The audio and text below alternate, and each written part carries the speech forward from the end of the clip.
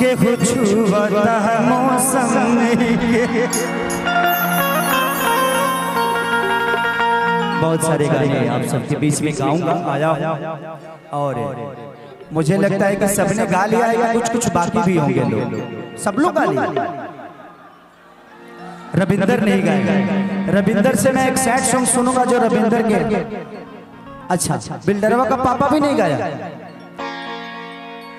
बहुत बड़ा स्टार है यार तू, पूरा दुनिया में छाया हुआ है। कि पीड़ा के तार के झनकार तू सुनाए आजा।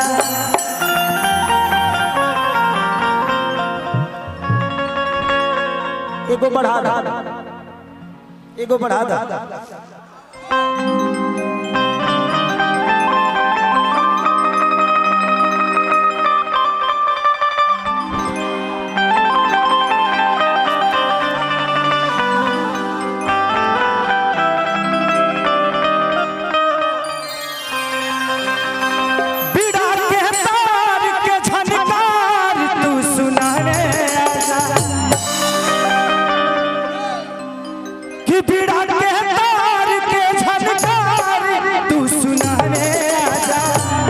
मोरी मैया नैया तू लगा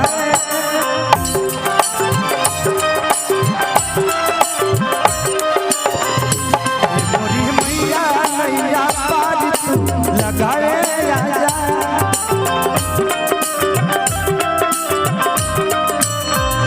पीड़ा के तार के झनकार तू सुना रे आजा।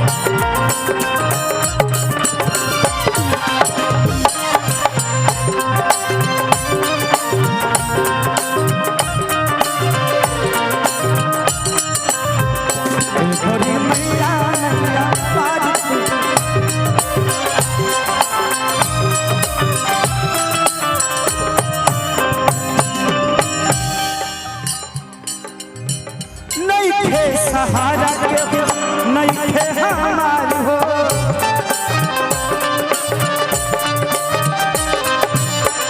पानी लगा दमाई बेटा है सहारी हो।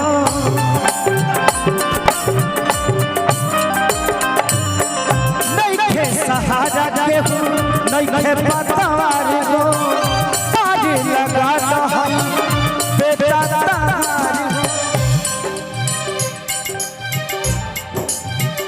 सुतल किस्मत हो।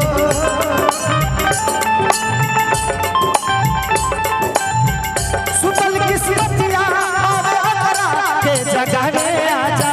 सुतल किस्मत तू के जगह आजा। ए मोरी मैया नैया तू लगा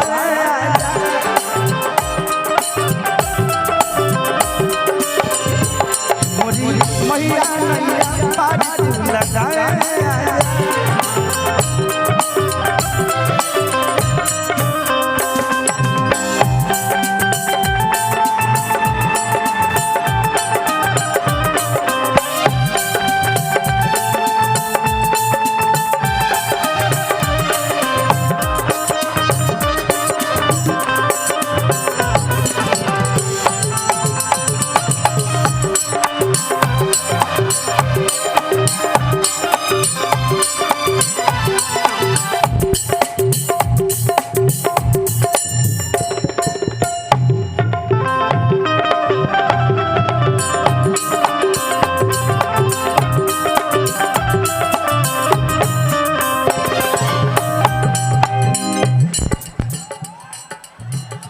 क्या हो रहा है भाई?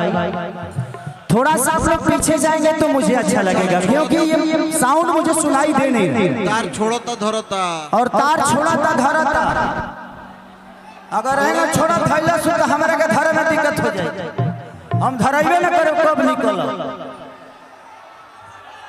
आज इतनी सारी व्यवस्था आप सबके बीच में अगर किसी ने किया है, पिंकू भैया ने आप सबके लिए किया है। हमारे पवन भाई का प्रयास है, जिन्होंने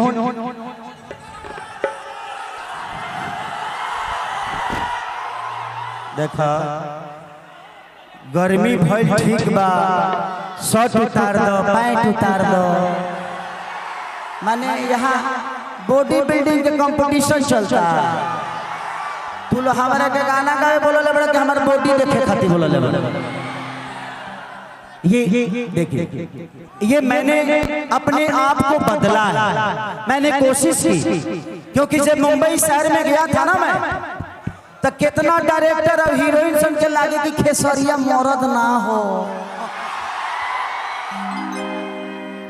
तो उस दिन मैंने एक प्रतिज्ञा की कि एक दिन समय ऐसा भी खुद में लाऊंगा कि मुझसे बढ़िया मर्द भी कोई नजर नहीं आएगा। और मैंने कोशिश की। इस दुनिया में एक चीज हमेशा ध्यान रखिए, लोग कहते हैं ना कि वो मेरा मदद नहीं करता है। आपकी मदद को एक बार कर देगा, लेकिन बार बार वो आदतों में आ जाएगा ना, तो फिर हर वक्त आपको मदद की जरूरत पड़ेगी। जो सामान खराब होता है वही बनता है। तो किस्मत जिसकी बिगड़ी होती है वही किस्मत को बनाता है। तो कोशिश करिए, आपके जीवन में भी दुख होगा तभी आप सुख के लिए काम करिएगा।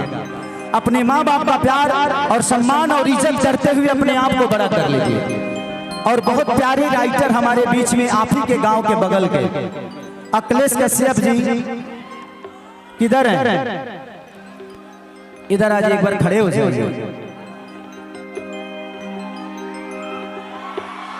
जी बाबा, ये मेरे जीवन का ऐसे अनमोल रतन है कि मेरे लिए किसी से लड़ भी जाते हैं, मेरे लिए कुछ कर भी जाते हैं।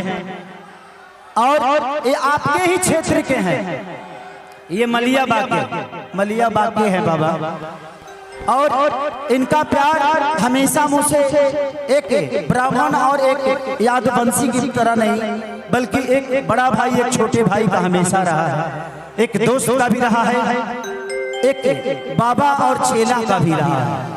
तो बस ऐसे ही आशीर्वाद देते रहिए। और मेरे जीवन में जितने रामायण के चौपाई लिखा है इन्होंने कि गोरी तोरी चुनरी बछाली कौआ, मेरे जीवन का पहला गाना इन्होंने, इनके जीवन का पहला गाना मेरे लिए इन्होंने लिखा था। और वो कितना बड़ा हिट हुआ कि गोरी तोरी चुनरी बछाली कौआ, जान मरे लहाई लखनऊ। उसके बाद इन्होंने गाना लिखा था तुरंत 2 रुपया हो 2 रुपया। तो थैंक यू सो मच। आज ये आदमी इतना बड़ा है जो इसके सामने समय छोटा पड़ गया है, ये इतना बड़ा हो गया। थैंक यू, लव यू बाबा, ऐसे ही बढ़ते रहिए, शुभकामनाएं। कि बाबा अखिलेश माई हूँ तो हर बेटा,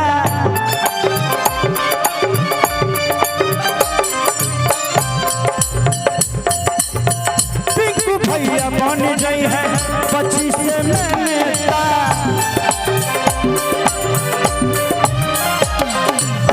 पिंकू के बना गए है 25 में नेता।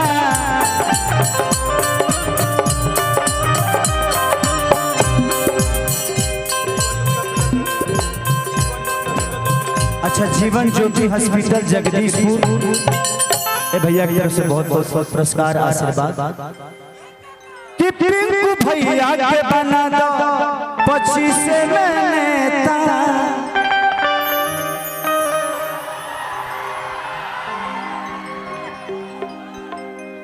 खेसरिया हवा तू रस्ता के बताया। चले के बाद ए मोरी मैया नैया तू लगा आजा